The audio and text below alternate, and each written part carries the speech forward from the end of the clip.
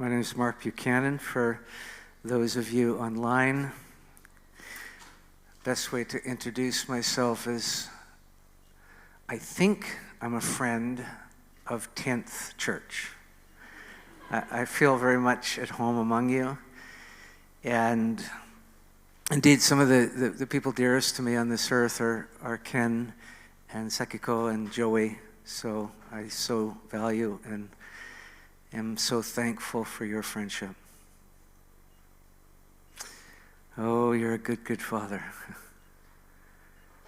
The Creole group, I derive so much pleasure, joy, just watching you worship. I feel very good about the future because of the faith I see in people your age. It gives me tremendous hope that what God's got ahead is very good. So thanks for being front and center.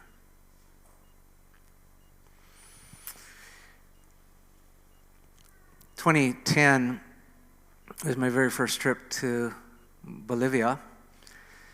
Went back a few times with 2010. And a friend living in the beautiful city of Cochabamba, Bolivia. And until I arrived there, I had no idea that towering over the city on a high ridge above the city is a statue of Jesus, arms spread wide, that is a perfect replica of the Christ Redeemer statue that's more famously in Rio de Janeiro, with this one exception: the Christos de la Concordia, the Christ of Unity in Cochabamba, is 1 meter taller. I guess there's a little rivalry going on there. But I was visiting my friend. I was stunned at this gorgeous, glowing, welcoming, beautiful, winsome Christ standing above the city, his arms spread wide, as if to say, "Come unto me, all you who are heavy and weary, and I'll give you rest." After I'd done a few things in the city, my friend one day said to me, I think it was a Sabbath, I think it was a Sunday, "Do you want to go up to the Christos de la Concordia?" I did, of course, and we take this back road, winding, hairpins. We get up. I'm running out of the car just to get to the feet of Jesus. I forgot it's like 8,000 feet elevation, so I'm pretty winded, and I'm not in the best shape anyhow. I'm stunned standing there. I'm having a profound religious experience looking at a statue. And then my friend says the most remarkable thing: "Do you want to go in?"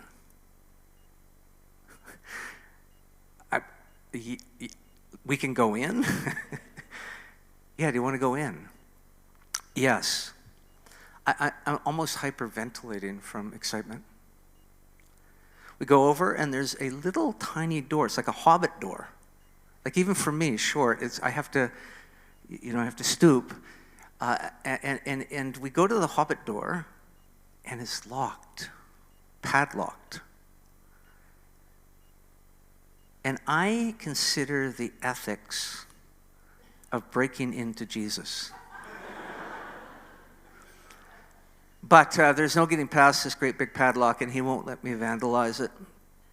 And so I did not know this was not just a bucket list item, but this was kind of like a have to do it for my soul thing. And I'm walking away now crushed that I didn't get to go inside the hobbit door and inside the statue of Jesus. By the providence of God, 2 years later, I'm back in Cochabamba. My friend says, "Do you want to go back up to the Christos de la Concordia?" And of course I do. Trembling. Will we get in? We go up again, I run up again, I'm winded again, stand at the feet again. But the thing I want most is to go inside. And we go down to the little hobbit door, and it's unlocked. And so we go in, and inside the statue are spiral iron steps going up, up, up, up. And about every 10 feet or so is a scaffolding of planks. And you can stand on those, and it turns out, I didn't realize from looking from the outside, but from the inside it's so obvious. Front and back, both sides of the body of the statue, front and back, are little, about face-sized portholes that you can look out onto the surrounding landscape around you.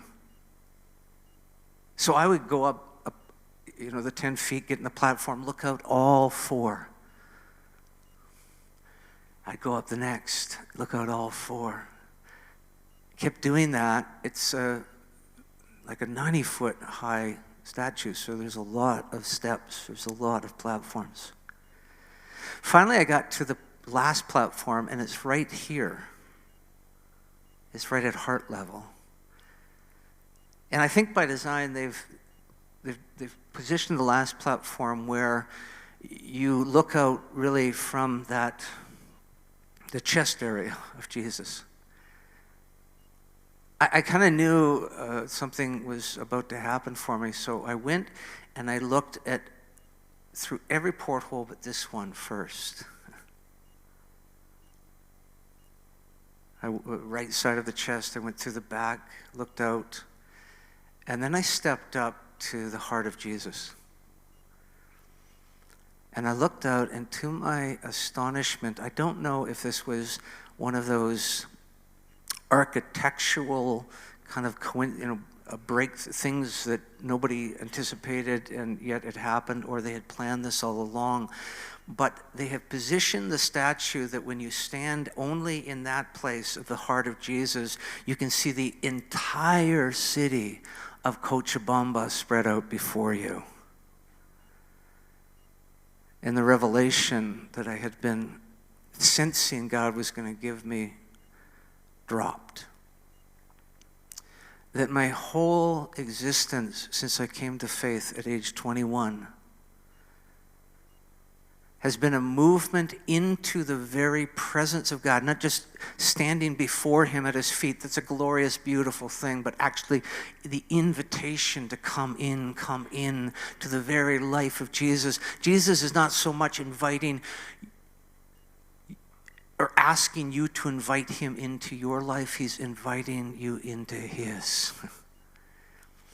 And the very heart of the relationship that he wants, that I had been moving toward, that I'm still moving toward, is that I see everything. I see everything. I see the city I live in. I see the people I live with and work with, the people I love and the people I struggle to love. I see everything and everyone through the heart of Jesus.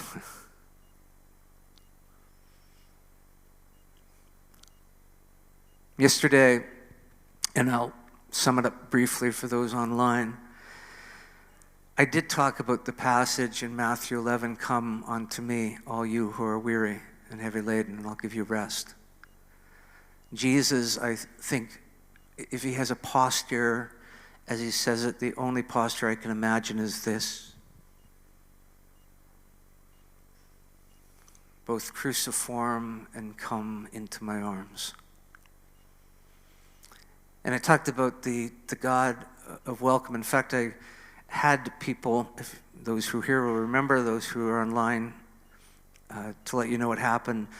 I asked them to, if you had to capture all of the attributes of God into a single one, that as much as possible, that single attribute contained all the rest, what would you choose? And people went around, there's fantastic answers, but I said that there is a Christian ethicist by the name of Stanley Harwis who suggests that the single attribute that captures best all of the other qualities of God is hospitality.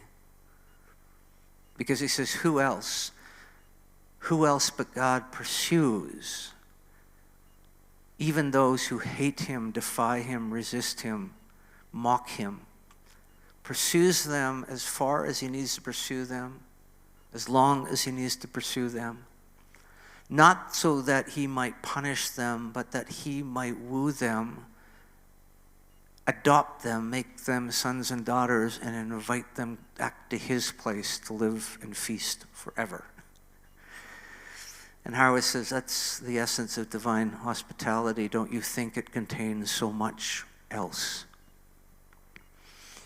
But I want to take it a step further in terms of the hospitality of God today, and I want to read a text that will be well known to many of you, because it's not simply this come and be in my presence. It's this come and be in me. This is John 15. It's a bit lengthy, so do bear with me. I'll try to read it with meaning. These are words of Jesus sitting with his disciples as he's about to go and now show them the full extent of his love. He's done one version of that by washing his feet. Now he's going to give his life for them and us. Jesus says, I am the true vine, and my Father is a gardener. He cuts off every branch in me that bears no fruit, while every branch that does bear fruit, he prunes so that it will be even more fruitful. You are already clean because of the word I have spoken to you. Remain in me, abide in me, and I will abide in you. Live here, he's saying. No branch can bear fruit by itself. It must abide in the vine. Neither can you bear fruit unless you abide in me.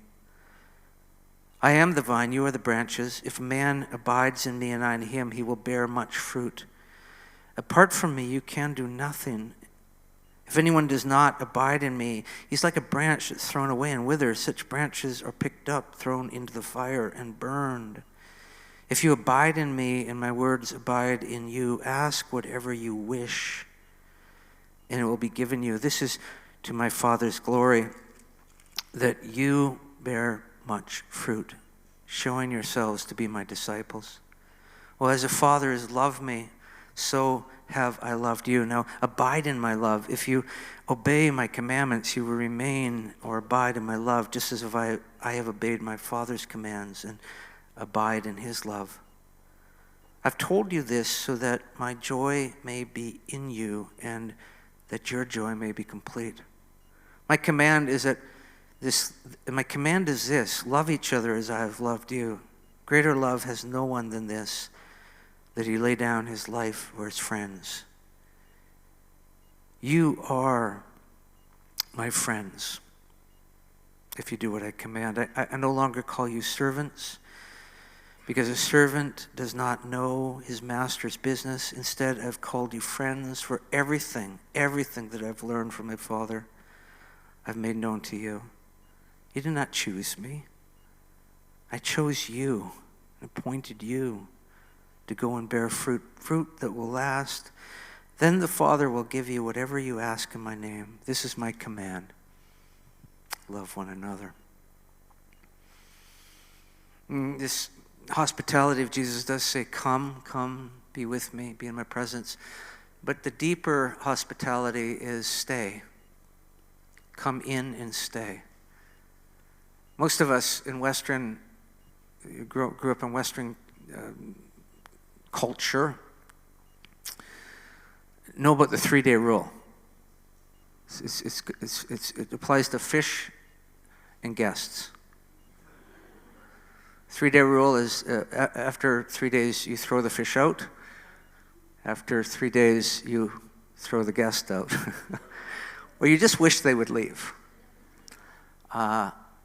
Even people we feel often very close with, it's a kind of a 3-day rule in Western culture. God doesn't know the 3-day rule. I mean, other than in 3 days he rose to life. He knows the forever and ever and ever rule. Would you come? Would you stay? Would you remain? Would you abide? Would you not leave? Even as you go, would there be an abiding in your going? Would there be a sense of carrying the presence, the joy, the goodness, the the love I have for you? Would you carry it everywhere? And when you get worn thin, would you come home and fill up again? That's the word that God actually uses in John 14, and John 14, 15, 16, 17 are all part of what's called the upper room discourse. And actually John 14, 23, Jesus says, my Father and I will make our home with you. Now, home for some of us is a very lovely, resonant idea. Such great associations with it. Maybe always have. Maybe from earliest childhood we have treasured the idea of home. We just hear the word and something warms in us. But there's others, I'm sure, listening, not so. It's associated with pain, with having to distort yourself, live a shadow version of yourself to survive, with the wrong kind of emotion all the time, the right kind of emotion being scorned, repressed. So in the time I have, I want to talk from this passage, the home that God says, come, stay. There's no 3-day rule. There's 3 things that really mark it out that I see in this passage. 3 things that if we've had a really good home life, they're just a deeper, an infinite enhancement of the good things we've known. And if we haven't, they are a remedy for the hard things we've known. 3 things that really do characterize the Father's home that he makes with us. First is a bit surprising. There is a deep formation in the Father's home, but you're going to have to bear with me for the next 4 minutes. There's a pain in the Father's home, but it's not the pain of trauma. It's a pain of healing. The first thing Jesus says, if you come and live here, if you abide here, if you come not just to me, but you enter in and we make our home together, the first thing we're going to do is some pruning. And I lived on Vancouver Island for many years and became an amateur orchardist. I mean, I just had one tree of everything. But I was just so happy to kind of have a yard and be able to plant pear trees and peach trees and plum trees and grapes and all that. Just an amateur orchardist. And the one thing I found out very quickly is that no tree actually bears fruit of any kind of sweetness, of any kind of succulence, of any kind of robustness without some deep, deep pruning. Oh, it'll look like it's flourishing, but the fruit will be minimal. And I remember the first time I got this and I talked to an arborist and he instructed me on what to do. And in the dead of winter, I went and I made those trees look dead. In fact, my children and even my wife were disgusted with how deeply I'd pruned those trees. That you've killed them, they said. And I was an amateur orchardist, so I think I killed them. What happened that spring and into the summer was breathtaking. The flourishing of those trees, the abundance of fruit that they produced that they hadn't up to that point, how sweet that fruit was. See, the pruning of the Father is a kind of pain, but it's not a pain of trauma. Some of you have grown up in homes where it's just been the pain of wounds, terrible things said and terrible things done. And the Father, the weird thing is the irony, the holy paradox is sometimes the deep hurts of life can only be healed by a kind of pain that isn't doubling down or somehow repeating or making more intense the trauma, but somehow it heals it. The best way I can illustrate this, 2 years ago, and Ken and Sekuko have been such great supporters of this ministry. My wife and I, in the middle of COVID, launched a ministry called New Story Community. It's second stage recovery for Indigenous women who are coming out of addiction. And the women who come to our program, we've just done 2 years of it. Oh my goodness, the trauma, the complex layers and layers of trauma that they come with. We've learned that most people, and certainly these women, don't abuse substances because they want to get high. They want to feel normal. They just want to feel normal. And there's so much pain in their past, the only way they can feel halfway normal is to numb themselves. So they have pain, but they're not feeling pain when they show up. They're feeling nothing. They come into our program, and most of the women have been through multiple times of treatment where they've gone for 3 weeks or whatever, and they've kind of been locked down, and their phone has been taken away, and they've got off the meth or the heroin or whatever it happens to be, their substance of choice, and they get clean, and usually within a week, it's usually actually within 24 hours after they're back out, they lapse again. And we watched the cycle, my wife and I, and thought, what if our retirement plan was we went and lived in a community with these amazing, brave, deeply wounded women, and we actually made a home. And the mission statement of our ministry is we promote the flourishing of Indigenous women in a place of safety, beauty, and community. And we didn't realize how much the safety mattered. And these women come and they're in so much pain, but they don't feel the pain. They've numbed the pain. And what happens over the 7 months they're with us is in the first 3 to 4 months, they start to feel the pain. And God, by His Spirit, and just the amazing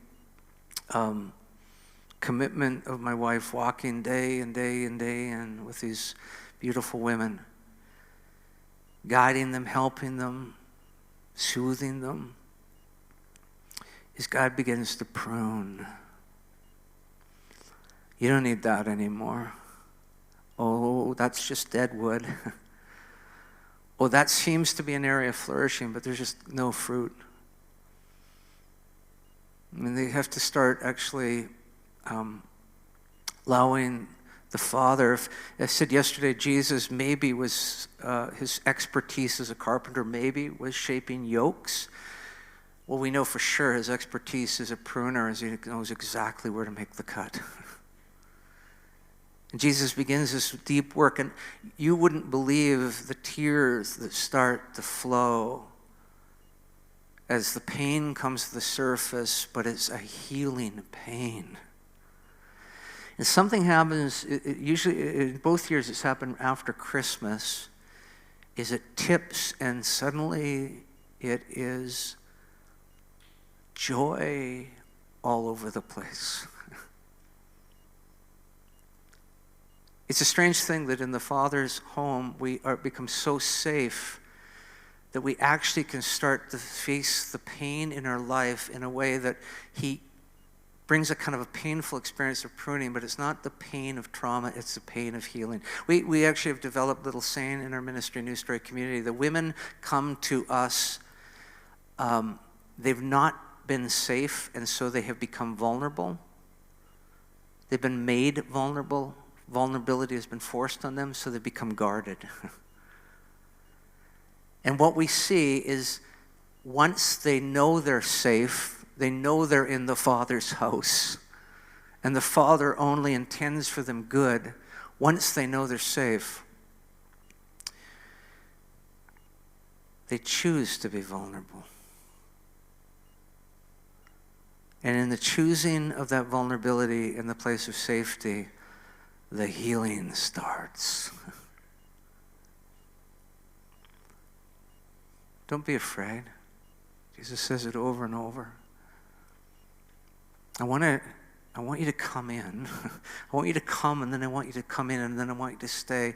And I want you to know this is such a place of a love, love, love. Do you hear how many times Jesus says love, love, love? I want you to come in, and I want you to know how deeply, deeply loved you are, not because of anything you've done, because you're my kid. And then that thing that is no longer doing you any favors.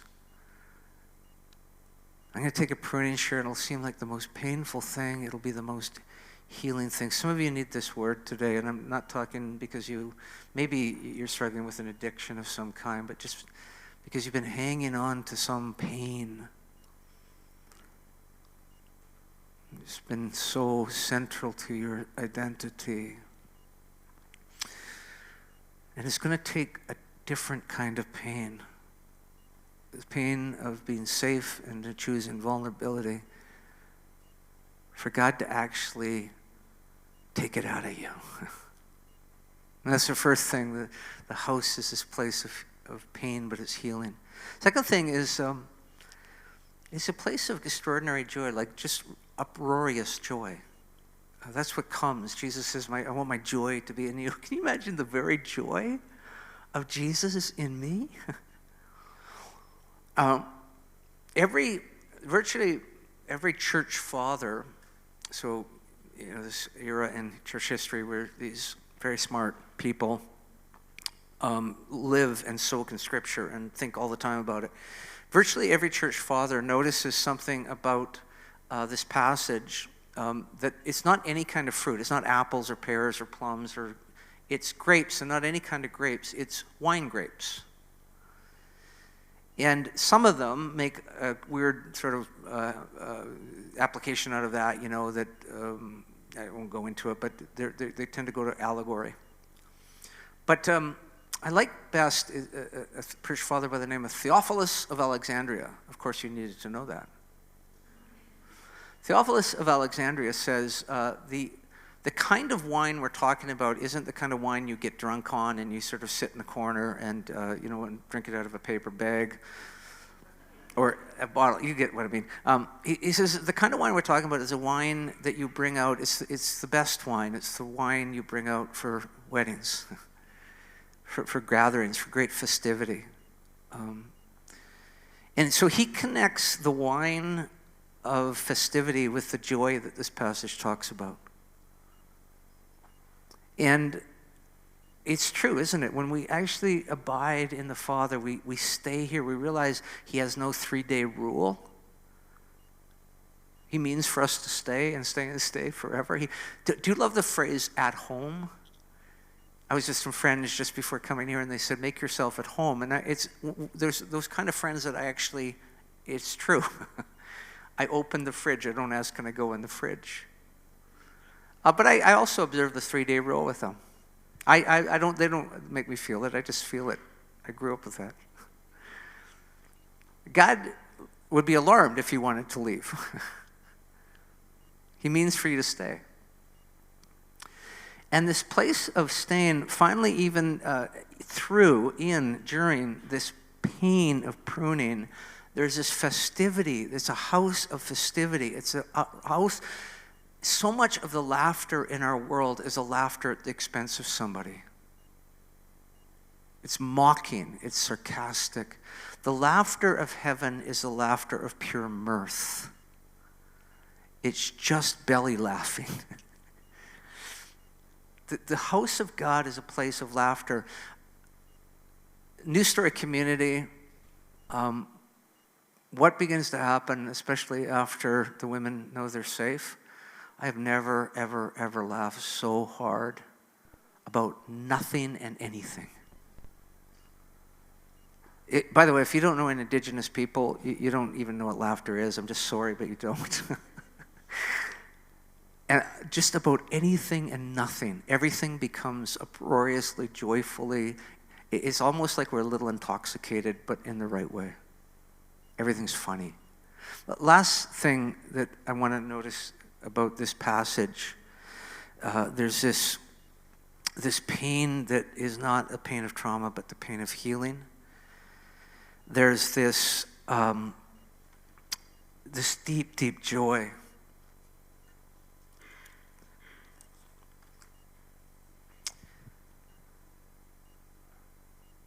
You will, if you stay here, Jesus says, if you stay here, you will bear much fruit. Now, we could do a whole tracing through of what fruit means biblically. Let me just cut to the chase here. I think we don't have to do all of this, the fruit of righteousness and the fruit of the Spirit. Those are all good things.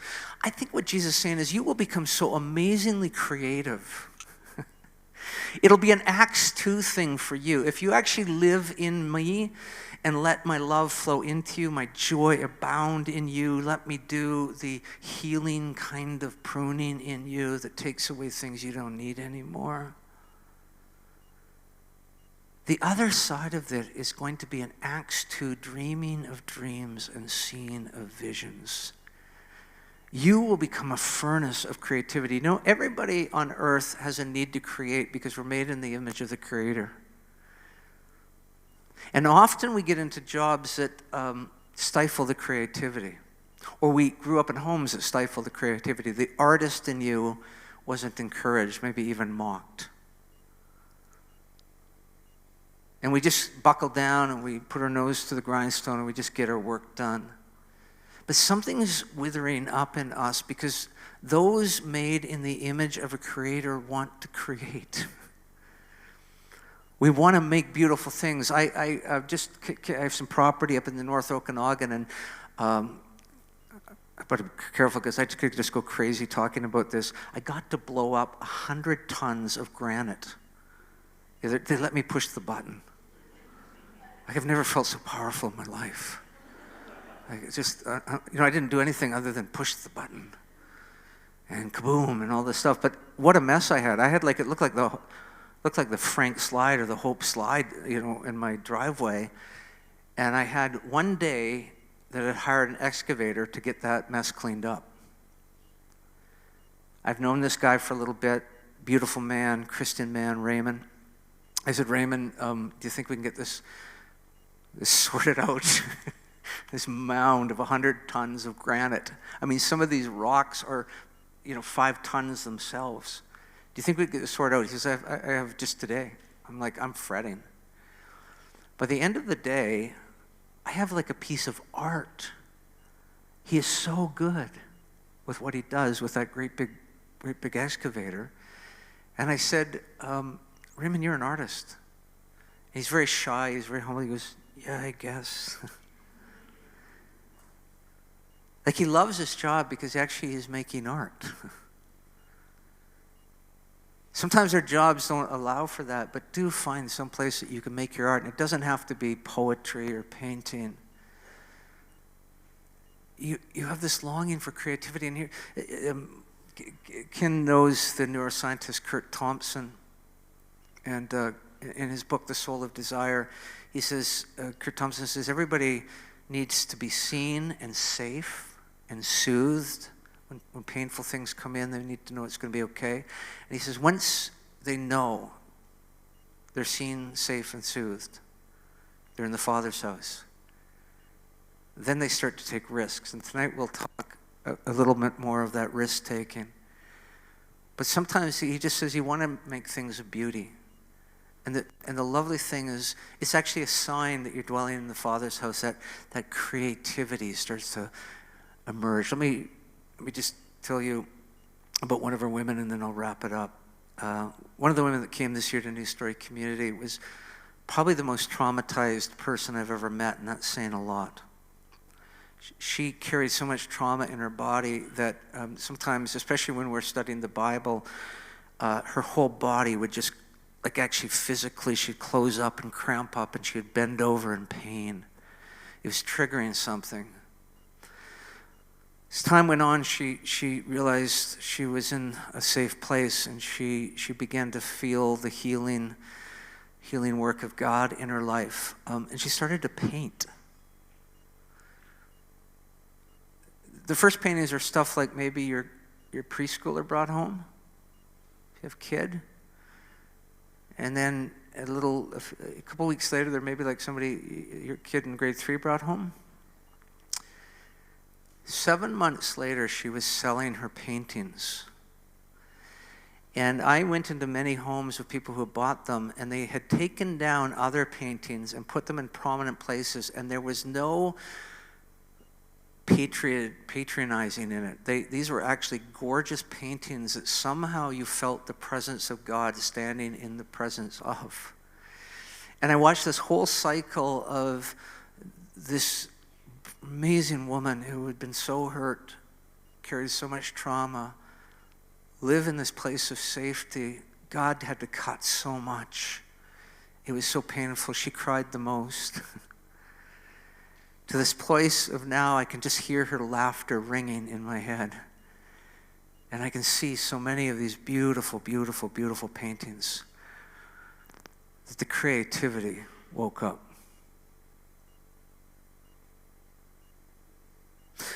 For several years now, I've been researching and writing a book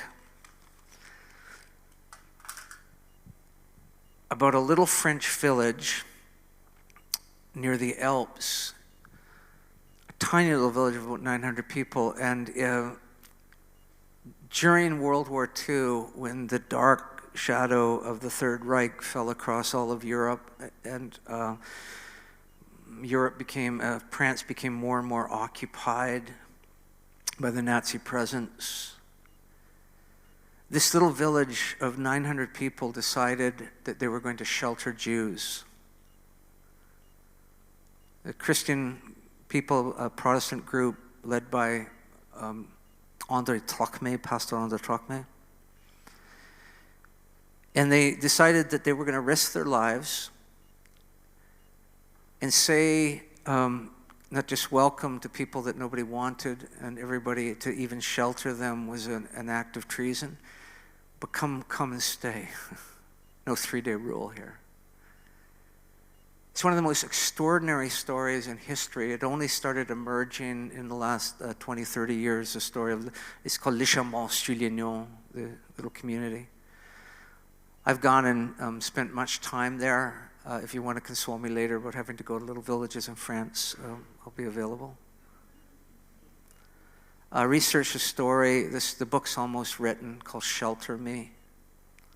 But the whole thing of this community from the start of the war knew what was going to go on, knew that they had to do something, and chose to take this risky thing of sheltering the people in Europe that nobody wanted. It all started not with André Trocmé, but his wife Magda. A scrawny, hungry, terrified woman by the name of Jean Berthet, Jewish woman, showed up one cold February night in Les Champs and knocked on the door of the presbytery where the Trocmés lived. This woman, Jean Berthet, was hardly had any, she was shivering. She just had a little shawl over her thin clothes. Magda opened the door, and Magda said these words, "Oh, come in. Oh, yes, please, please, please, come in." And Jean Berthet came in and never left. She became part of the family. She and over 2,500 other Jewish people were rescued by this little village of people who so abided in the house of the Father that they became the house of the Father. Would you hear the Father and his Son say to you, "Come in, come in, oh yes. Please, please, please."